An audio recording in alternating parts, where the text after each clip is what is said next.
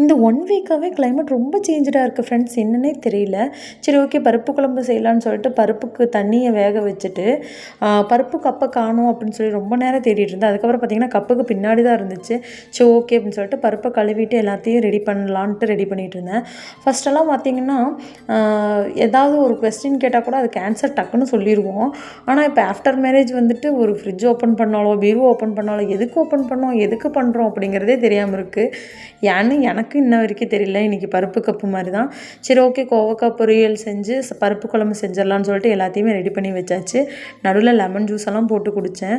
பருப்பு குழம்பு செஞ்சு முடிச்சதுக்கப்புறம் ஊற வச்ச அரிசியை வந்து குக்கரில் வச்சு விட்டுட்டு பாத்திரம் கொஞ்சம் இருந்துச்சு. அப்படியே நடுவில் கழுவிடலான்னு சொல்லிட்டு கழுவிட்டு இருந்தேன்.